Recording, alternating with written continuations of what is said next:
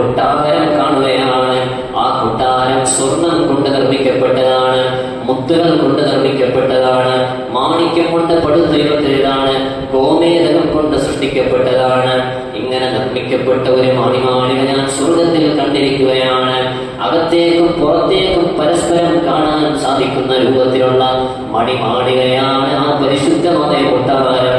ആ കൊട്ടാരം കണ്ടപ്പോൾ കൂടെയുള്ള ജിബ്രീലിനോട് ഞാൻ ചോദിച്ചു, ജിബ്രീലേ, ആർക്ക് വേണ്ടിയിട്ടുള്ളതാണ്? ജിബ്രീൽ അലൈഹിസ്സലാം മറുപടി പറയുകയാണ്, ലിമൻ വസലൽ അർഹാമ യാ റസൂലല്ലാഹ്, കുടുംബബന്ധം ചേർത്തവനാണ് നബിയെ കൊട്ടാരമുള്ളത്. പോരാ അഫ്ശസ്സലാം, സലാം പറഞ്ഞവനാണ്, സലാം വ്യാപിപ്പിച്ചവനാണ്. വഅലാനൽ കലാം, സംസാരം മയപ്പെടുത്തി സംസാരിച്ചവനാണ്. വഅതഅമത്ത്വാം, ഭക്ഷണം നൽകിയവനാണ്, ഭക്ഷണം നൽകുന്നവർക്കാണ് നബിയെ കൊട്ടാരമുള്ളത്. വറഫഖ ബിൽ ഐതാം, യതീമുകളായ മക്കളോട് കരുണ കാണിക്കുന്നവനാണ്.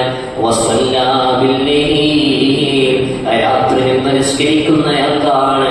വന്നാസു നിയാം, ജനങ്ങളെല്ലാം മൂടിപ്പൊതിച്ച് ഉറങ്ങുന്ന അവസരത്തിൽ രാത്രി എഴുന്നേറ്റ് നിസ്കരിക്കുന്ന ആളുകൾ, കുടുംബബന്ധം ചേർത്ത ആളുകൾ, അതാ സലാം പറഞ്ഞ് നടന്ന ആളുകൾ, സംസാരം മയപ്പെടുത്തിയിരുന്നവർ, യതീമുകളെ പരിഗണിച്ചവർ, പാവങ്ങൾക്ക് ഭക്ഷണം നൽകിയിട്ടുള്ളവർ, അങ്ങനെയുള്ളവർക്കാണ് നബിയെ ഈ കാണുന്ന ഗോമേതകം കൊണ്ട്, മാണിക്യം കൊണ്ട്, മുത്തുകൾ കൊണ്ട് പടുത്തുയർത്തപ്പെട്ട ഈ മണിമാളിക അവർക്കുള്ളതാണെന്ന് ജിബ്രീൽ അലൈഹിസ്സലാം ഈ റജബിലാണ് ഹബീബായ തങ്ങളോട് പറഞ്ഞിട്ടുള്ളത്.